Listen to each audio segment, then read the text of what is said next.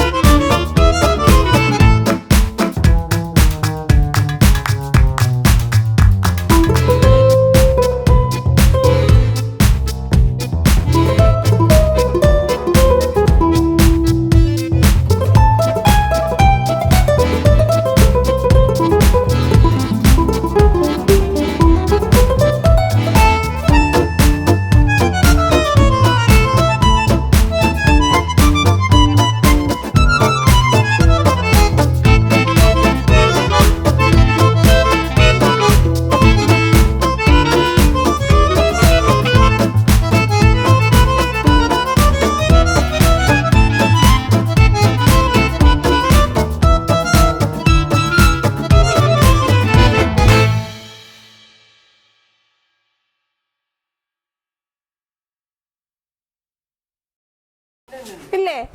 ഉണ്ട് കണ്ണീന്ന് വെള്ളമൊക്കെ വന്നിട്ടുണ്ട്. ഒരു 5-6 മാസമൊക്കെ ആയിട്ടുണ്ട് തോന്നുന്നു ഞങ്ങൾ കണ്ടിട്ട്. അല്ലേ കേണു? ആന്ന് പറയുടെ കുട്ടാ ആ പറഞ്ഞേ. ഇതാ കണ്ണീന്ന് വെള്ളമൊക്കെ വന്നിട്ടുണ്ട് കേട്ടാ. കാണിച്ചു കൊടുത്തേടാ. ആ പോട്ടെ പോട്ടെ പോട്ടെ പോട്ടെ പോട്ടെ.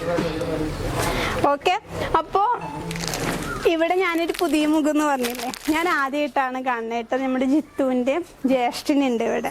എന്താ ജിത്തുവിന്റെ ജ്യേഷ്ഠന്റെ പേരെന്താ പറഞ്ഞേ? ജുനൈസ്. അപ്പോൾ ഇതാണ് നമ്മുടെ കൊളക്കാടൻ ഗണപതിയുടെ ഓണറും കൂടിയാണ് നമ്മുടെ ജിത്തു മുതലാളിയുടെ ജ്യേഷ്ഠൻ.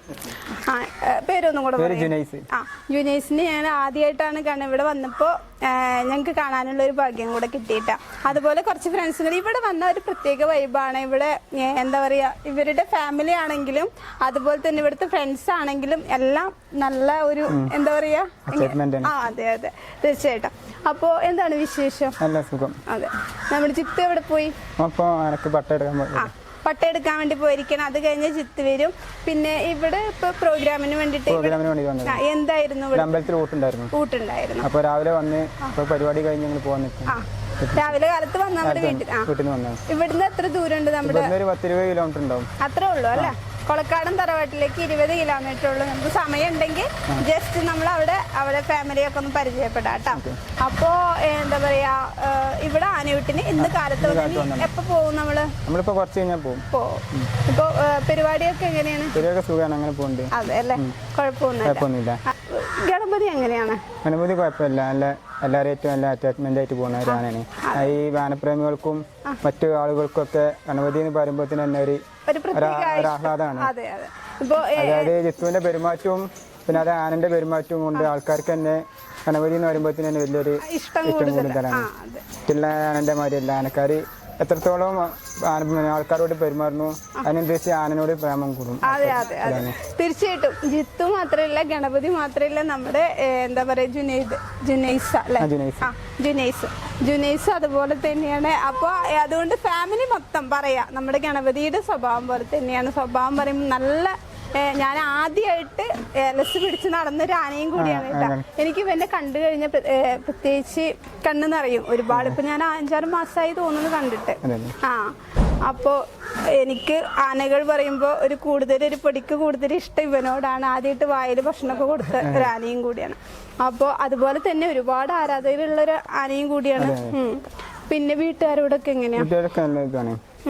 ഉമ്മായിട്ടും വീട്ടില് ചെറുപ്പം മുതലേ ഞാനൊക്കെ ജനിക്കുന്ന കാലത്തെ തറവാട്ടിലെ ആനകളൊക്കെ ഉണ്ട്. എൻ്റെ ഓർമ്മ കാലത്തൊക്കെ ആനകൾ വീട്ടിലുണ്ട്.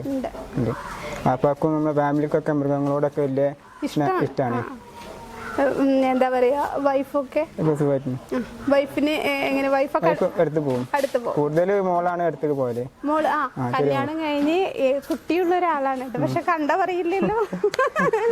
എത്ര വർഷമായി കല്യാണം? 3 വർഷം കഴിഞ്ഞു. 3 വർഷമായിട്ട്. കല്യാണത്തിന് അന്ന് ഉണ്ടായിരുന്ന ഗണപതി ആനപ്പുറത്ത് കയറിയിട്ട് വന്നരാ കണ്ടിട്ടുണ്ട് വീഡിയോ. അപ്പൊ ഇയാളാണ്. ഞാൻ വിചാരിച്ച കല്യാണം കഴിഞ്ഞിട്ടില്ല എന്നാണ് വിചാരിച്ചത്. ഉണ്ണി ഉണ്ടെന്ന് പറഞ്ഞപ്പോഴാണ് ഇയാൾ. പിന്നെ മോൾക്ക് ഇപ്പൊ എത്ര വയസ്സായി? ഇപ്പൊ 1 വയസ്സ് കഴിഞ്ഞു. അപ്പൊ മോളാണ് കൂടുതൽ ജിത്തുനായിട്ടിലെ പേരും മാറ്റം കൊണ്ട് ജിത്തു എവിടെ കണ്ടാൽ ജിത്തുനെ വിളിക്കും. ജിത്തു കൊണ്ടുപോകുമ്പോ തന്നെ ആനന്റെ അടുത്ത് പോയാൽ തന്നെ അതിന്റെ അരസ് പിടിക്കാനും കൊമ്പത്ത് ചാടി പിടിക്കാനൊക്കെ എവിടെ നോക്കും. ഇത്രക്ക് ഇതാണ് ആനകളോട്. അത് ചെറുപ്പം മുതലേ ജിത്തു ആണ് ഫസ്റ്റിൽ അതിന്റെ പുറത്ത് ഓളെ കയറ്റിയതും ഒപ്പം കൊണ്ടുനടക്കും. ആ ഒരു ധൈര്യം ഫസ്റ്റ് ആയിട്ട് കിട്ടിയ ഒരു ഗുരു ജിത്തുവിന്റെ അടുത്ത് കൂടുതൽ ധൈര്യം കൂടെ ഉണ്ടാവും കുട്ടിക്ക്. പിന്നെ കൊമ്പത്തൊക്കെ ചാടി പിടിക്കുമ്പോ എത്ര ഉണ്ടപ്പോ മോള്? 1 വയസ്സായിട്ടുള്ളൂ. ഇപ്പൊ കൊമ്പത്തനെ എടുത്ത് നമ്മള് കുട്ടികളെ കിട്ടാൻ തുറച്ചെന്ന് പറഞ്ഞ് കൊണ്ടുപോകുമ്പോ തന്നെ പിടിക്കാൻ പോകും. അതെ അല്ലേ? അപ്പൊ ആന അതുപോലെ തന്നെ നല്ല പോലെ അവളോടും.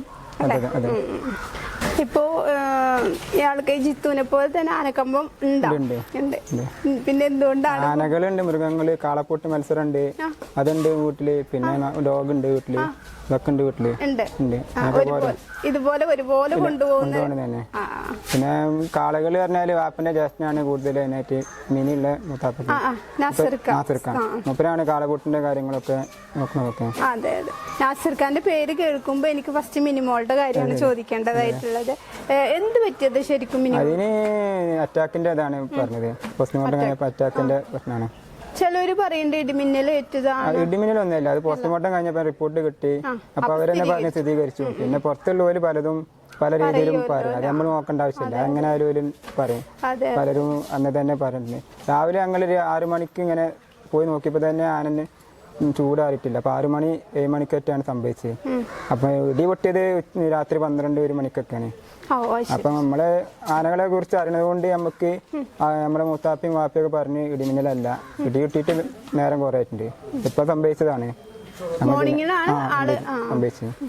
സമ്മതിക്കുന്ന സമയത്ത് എല്ലാവരും ഉണ്ടായിരുന്നു. സംഭവിച്ചതിന് ശേഷം ഞങ്ങള് പാപ്പാൻ വിളിച്ച് പറഞ്ഞാണ്.